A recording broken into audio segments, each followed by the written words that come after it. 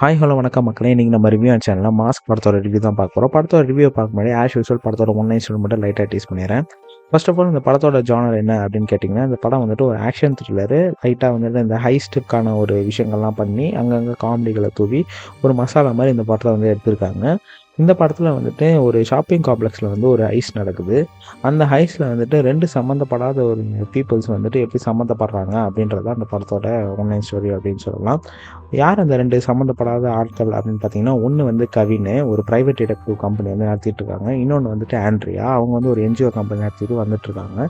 So இவங்க 2 பேரும் வந்துட்டு அந்த ஹைஸ்ட்டுக்கு வந்து எப்படி சம்மந்தப்படுறாங்க, அந்த ஹைஸ்ட்னால இவங்க 2 பேருக்கு வந்துட்டு ஒரு கிளாஷ் வரும். அது எதுக்கு, இதில் வந்துட்டு யார் ஜெயிச்சா, அந்த காசெல்லாம் யார் எடுத்துகிட்டு போனா அப்படின்றது தான் அந்த படத்தோட ஒன்லைன் ஸ்டோரி, அப்புறம் மீதி கதை அப்படின்னு சொல்லலாம்.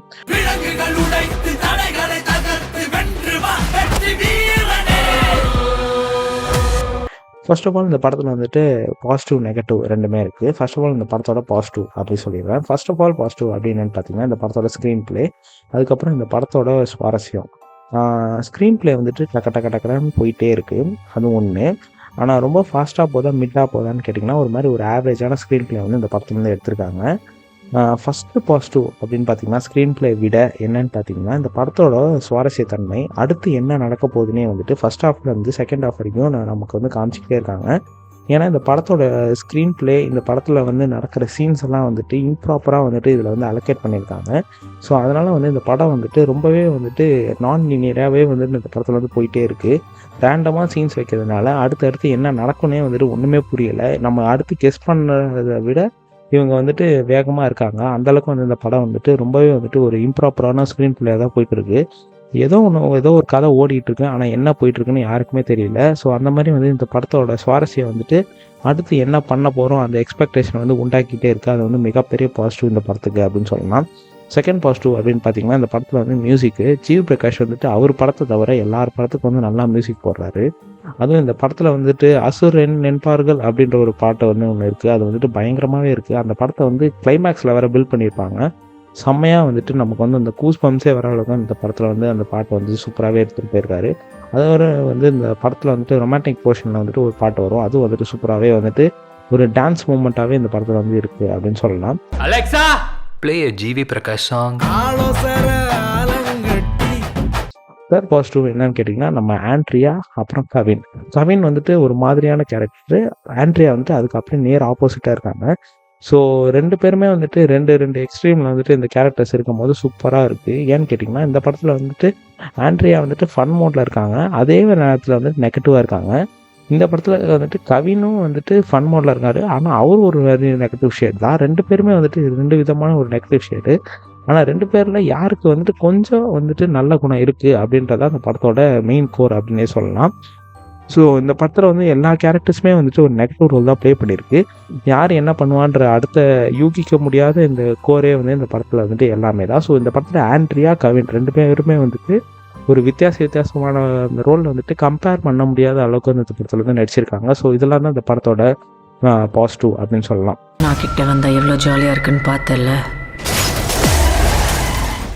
இன்னும் வரவா?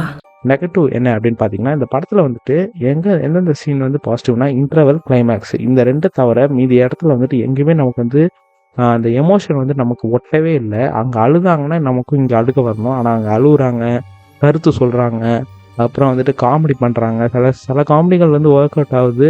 பிளாக் காமெடிலாம் வந்துட்டு நெல்சனில் ட்ரை பண்ணுற மாதிரி பண்ணியிருக்காங்க. ஆனால் நமக்கு வந்துட்டு அந்த படத்தில் வந்துட்டு அந்த காமெடி ஓட்டலை, எதுவுமே ஓட்டலை. ஏதோ ஒன்று போகுது, ஆக்ஷன் போகுது அப்படின்ற மாதிரி பார்த்துக்கிட்டே இருக்காங்க. அடுத்து என்ன நடக்க போகுது அப்படின்ற விஷயம் மட்டும்தான் நல்லா இருக்கே தவிர, அதுக்கு அடுத்து நடக்கும் போது அது வந்துட்டு நல்லாவே இல்லை. அது எதுக்குடா வைக்கிறீங்க அப்படின்ற மாதிரி வந்துட்டு அந்த சீன்ஸ் எல்லாம் இருக்குது. அதுக்கப்புறம் இந்த படத்தில் வந்துட்டு கிளைமேக்ஸ் வந்துட்டு உங்களுக்கு ஒர்க் அவுட் ஆனால் மட்டும்தான் இந்த படம் வந்து பிடிக்கும். சில பேருக்கு வந்து இந்த படத்தோட கிளைமேக்ஸ் உங்களுக்கு ட்விஸ்ட்டுன்னு ஒன்று வச்சுருப்பாங்க. அது வந்து சில பேருக்கு பிடிக்கவே இல்லை, எதுக்குடா இது வைக்கிறீங்க அப்படின்ற மாதிரி இருந்தது. ஸோ அந்த படத்தில் வந்துட்டு கிளைமேக்ஸ் உங்களுக்கு பிடிச்சிருந்ததுன்னா படம் ஃபுல்லாகவே பிடிக்கும். அந்த கிளைமேக்ஸ் சொதப்பிச்சுன்னா அந்த படமே சொதப்பிடும். அந்த கடைசி 15 நிமிஷத்தில் வந்துட்டு அதை வந்துட்டு எவ்வளோ வந்து உணர்வு பூர்வமாக வந்து இந்த படத்தில் வந்து கொடுக்குறாங்களோ அந்த படம் தான் வந்து ஜெயிக்கும் அப்படின்னு சொல்லுவாங்க. ஸோ கிளைமேக்ஸ் வந்து இந்த படம் வந்துட்டு சில பேருக்கு ஒர்க் அவுட் ஆகிருக்கு, சில பேருக்கு வந்து ஆவரேஜாகவே இருக்குது. அதுவும் இல்லாமல் வந்துட்டு நிறைய இடத்துல வந்து எமோஷன் வந்து நிறையாவே வந்துட்டு கொண்டு வராங்க, ஆனால் அடுத்த சீன்லேயே வந்துட்டு அவங்களே கலாய்ச்சிடுறாங்க படத்துலேயே. ஸோ அதனாலே வந்துட்டு நமக்கு வந்துட்டு எங்கேயுமே ஒட்டவே இல்லை அப்படின்னு சொல்லலாம். இந்த படத்தில் வந்துட்டு எல்லா கேரக்டருமே வந்துட்டு வந்துட்டு போயிடும். டக்குன்னு அர்ச்சனா வருவாங்க, கொஞ்ச நேரம் ஃபன் பண்ணுவாங்க, அப்புறம் அவங்களும் காணா போயிடுவாங்க.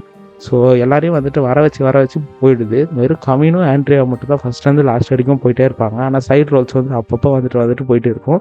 அதுக்கப்புறம் இந்த படத்தில் வந்து ஹீரோயின் ஒருத்தவங்க நடிச்சிருக்காங்க. அவங்களோட டப்பிங்கும் சரியில்லை, அவங்க ஆக்டிங்கும் வந்துட்டு நல்லாவே இல்லை. சேட்டு பொம்பளை மாதிரி வருவாங்க, வந்துட்டு ஏதோ பேசுவாங்க, போயிடுவாங்க. ஸோ அவங்களோட கேரக்டரும் ஒன்றுமே இல்லை. ஸோ இந்த படம் வந்துட்டு எதையோ வந்து மிக்ஸ் பண்ணி குழச்சி குருமா மாதிரி ஏதோ எடுத்துகிட்டு வந்து கொடுத்துருக்காங்க. நெல்சன் வந்து அப்பப்போ வந்து வாய்ஸ் ஓவர் கொடுத்துட்டு அங்கங்கே வந்து இன்ஃபர்மேஷன் கொடுக்கறது வந்து அது வேறு வந்துட்டு ஒரு மாதிரி இரிட்டேட்டிங்காக இருக்குது. ஏன்னா வாய்ஸ் ஓவர் கொடுக்கலாம், அதுக்குன்றதுக்கு நமக்கு தெரிஞ்ச விஷயத்தே வாய்ஸ் ஓவர் வந்து கொடுத்துட்டு போகிறாரு. அது வந்துட்டு ரொம்பவே வந்து இரிட்டேட்டிங்காக இருக்குது. ஸோ மொத்தமாக இந்த படம் வந்து ஒரு ஆவரேஜ் வாட்ச்சு, சும்மா ஃபன்னாக போய் பார்த்துட்டு வரணும், டைம் போகலன்னா அப்படின்ற மாதிரி போய் இருந்தால் மட்டும் ஒரு வாட்டி போய் பார்க்கலாம். ஸோ இந்த படத்துக்கு நான் வந்து ஒரு 5க்கு 2 ஸ்டார்ஸ் தருவேன். இன்னொரு வீடியோ சந்திக்கிறதுக்கு அஃபெக்ட் வரட்டா. காண்டம்ஸ் இருக்கா மோகன்? Any time anywhere I will deliver. Say no more, sweetheart.